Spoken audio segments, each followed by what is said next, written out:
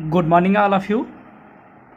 जैसा कि हम लोग गॉस के प्रमेय का अनुप्रयोग पढ़ रहे हैं। पिछले वीडियो में हमने पढ़ा था गॉस के अनुप्रयोग का पहला पार्ट। अब हम दूसरा पढ़ने जा रहे हैं यहाँ पर। ठीक है, अगर आप उसे अभी तक नहीं देखें, गॉस का थ्योरम नहीं देखे हैं, तो आप प्लेलिस्ट में जा करके देख सकते हैं या डिस्क्रिप्शन में भी आपको लिंक मिल जाएगा, या इस वीडियो के लास्ट में एकदम से जब वीडियो ख़त्म होगा तो वहाँ पर भी आपको एक आई बटन मिल जाएगा, वहाँ से भी आप देख सकते हैं वीडियो को। ठीक है, तो अगर ये आप पढ़ना चाहते हैं और आपको गॉस का प्रमेय नहीं पता है, वैद्युत फ्लक्स नहीं पता है, तो पहले आप उसे क्लियर कीजिए, तब इसे पढ़िए, तब आपको ये समझ में आएगा। बहुत ही इंपॉर्टेंट टॉपिक है इंटरमीडिएट बोर्ड परीक्षा के लिए। ये पूरा आर्टिकल भी आ जाता है और कभी कभार इस पर न्यूमेरिकल आ जाता है। ठीक है, तो चलिए शुरू करते हैं इस क्लास को कि कैसे ये सॉल्व किया जाए। सबसे पहले दिया हुआ है, हमने पिछले 2-3 वीडियो से लगातार मैं कोशिश कर रहा हूँ हेडिंग से ही सब कुछ क्लियर करना। ठीक है, क्योंकि एग्जाम में कराता तो यही हेडिंग ही आता है, तो हम इसे समझते हैं। कह रहा अनंत विस्तार की, तो अनंत विस्तार मतलब जिसका विस्तार मतलब बहुत ज़्यादा हो। समतल आवेशी, समतल मतलब भी समझ में आता होगा। आवेशित मतलब उसे चार्ज दिया गया, यानी आवेश दिया गया है। अचालक चादर, अचालक शब्द जानते होंगे, जिसमें आवेश का प्रवाह ना हो सके, उसे क्या कहते हैं? अचालक कहते हैं। अचालक चादर के निकट, यानी कोई चादर है उसके निकट वैद्युत क्षेत्र की तीव्रता ज्ञात करनी है। यानी कि कहा जा रहा क्वेश्चन में, मैं चित्र बना रहा हूं यहां पर, अनंत विस्तार की समतल आवेशित, जैसा कि आपको हम दिखा रहे हैं, ये हमने डॉट डॉट इस प्रकार से बना दिया। इसका मतलब इसका विस्तार बहुत ज़्यादा ऊपर भी और नीचे। ठीक है, समतल है, आवेशित यानी इसको चार्ज दिया गया, तो मान लेते हैं इसे धन आवेश दिया गया है। मान लेते हैं इसे क्या दिया गया है?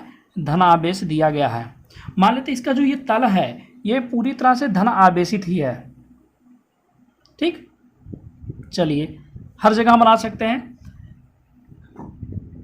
आवेशित चादर के निकट, यानी इसके आसपास कहीं किसी बिंदु पर वैद्युत क्षेत्र की तीव्रता हमें ज्ञात करनी है। ठीक है, तो इससे मान लेते हैं ये चादर के निकट। अच्छा, ये जो चित्र आपको दिख रहा है, इसका सही चित्र क्या कैसे बनेगा? वो ये है, जैसे ये हमारे पास ये जो कॉपी दिख रहा है, इस कॉपी में इस साइड में, यानी इस साइड में अगर विस्तार ज़्यादा हो जाए, इस साइड में भी विस्तार ज़्यादा हो जाए, और आवेश दे दिया गया जो इस पर फैला हुआ है।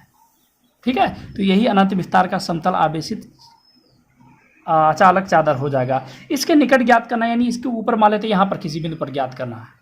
ठीक है, या नीचे की तरफ किसी बिंदु पर ज्ञात करना है, वही इसके निकट हो जाएगा। तो इसके निकट मान लेते हैं ज्ञात करना, मान लेते हैं इसके निकट आर दूरी पर, आर दूरी पर मान लेते हैं एक बिंदु पी है, जहाँ पर हमें क्या ज्ञात करना है? ये बिंदु पी है जहाँ पर हमें वैद्युत क्षेत्र की तीव्रता ज्ञात करनी है। ठीक है, इस चादर के निकट वैद्युत क्षेत्र की तीव्रता ज्ञात करने के लिए इस बिंदु P के सममित एक और बिंदु लेते हैं पीछे की तरफ P डैश, एक और बिंदु P डैश ले लेते हैं। ठीक है, अब इस P और P डैश से होकर जाने वाले एक गॉसियन पृष्ठ की कल्पना करते हैं। P और P डैश से जाने वाले गॉसियन पृष्ठ की कल्पना करते हैं। ठीक है, चलिए, तो ये तो हमारा हो गया बाहर की साइड का, ये जो बनाया गया यानी ऊपर की साइड का हो गया। ठीक है, अब नीचे की साइड को बनाने के लिए हम डॉट डॉट इसको कर दे रहे हैं, यानी पीछे वाले साइड के बारे में ये दिखाया जा रहा है। आपका पूरा फोकस इस चित्र पे केवल होना चाहिए। चित्र अगर आ गया तो आराम से आपको समझ में आ जाएगा। तो हम कहेंगे इस बिंदु P से और P डैश से होकर जाने वाले एक गॉसियन पृष्ठ की कल्पना करते हैं जिसका क्षेत्रफल A है। ठीक है, इस बिंदु पर अगर वैद्युत क्षेत्र की तीव्रता की बात करें तो बताइए किधर होगी? वैद्युत क्षेत्र की तीव्रता की दिशा इधर हो जाएगी, और वैद्युत क्षेत्र की तीव्रता को हम E से प्रदर्शित करते हैं।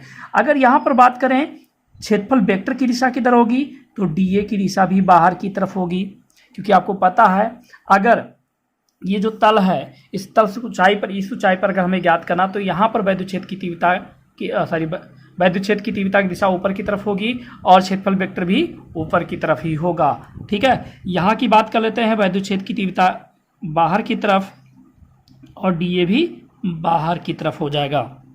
ठीक है, आपको पूरी तरह से केवल चित्र समझना, इसका थ्योरी आर्टिकल जो कुछ है वीडियो के लास्ट में आपको इसका नोट्स मिल जाएगा। ठीक है, चलिए आगे बात कर लेते हैं। अच्छा, प्लस प्लस और जिस भी जगहों पर हम दिखा दे रहे हैं जितने भी खाली स्थान हमारे पास बच रहे हैं। ठीक, चलिए अब क्या करते हैं, इस वाले पृष्ठ पर जब बेलनाकार कोई भी पृष्ठ लिया जाता है, जैसा कि हमने पिछले वीडियो में बताया था, मान लीजिए हमारे पास बेलनाकार गॉसियन पृष्ठ है, तो इधर से भी वैद्युत फ्लक्स निकलेगा, इधर से भी वैद्युत फ्लक्स निकलेगा। और मैं बताया था गॉस के थ्योरम में वैद्युत फ्लक्स ही सब महत्वपूर्ण काम करता है। तो यानी इस पृष्ठ से तो हो गया, लेकिन ये वाला जो पृष्ठ है, वक्रीय पृष्ठ जो है, बेलनाकार जो पृष्ठ है, यहाँ से भी तो वैद्युत फ्लक्स निकलेगा। तो हम लोग क्या करते हैं, यहाँ पर वैद्युत फ्लक्स निकालने के लिए सोचते हैं। ठीक है, यहाँ की अगर बात करें तो यहाँ पर डीए की दिशा तो बाहर की तरफ, वेक्टर डीए की दिशा बाहर की तरफ होगी, क्योंकि हमने बताया था जहाँ पर वेक्टर डीए ज्ञात करना होता है वहाँ पर एक लंबवत रेखा खींच देते, तो लंबवत रेखा ऊपर की तरह से खींच देते हैं।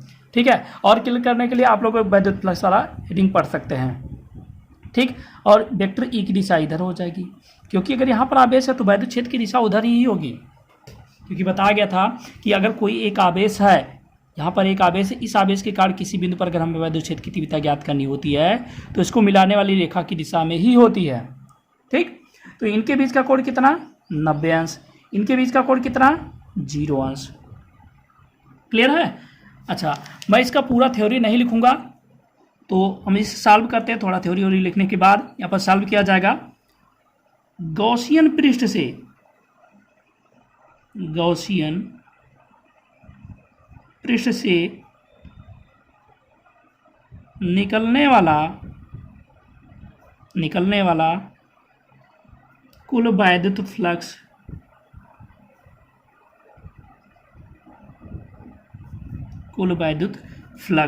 आपको याद होगा, वैद्युत फ्लक्स निकाल कर ही इसे गॉस के प्रमेय को हम सॉल्व करते हैं, इसलिए वैद्युत फ्लक्स सबसे पहले इसमें पढ़ना आवश्यक होता है। तो वैद्युत फ्लक्स कैसे निकालते, तो देखिए इसके 3 भागों में डिवाइड करके वैद्युत फ्लक्स निकालेंगे, एक ये और एक इसका जो बेलनाकार वक्रीय पृष्ठ यानी ये वाला पृष्ठ। ठीक है, तो चलिए हम सबसे पहले इसको हम लिखते हैं।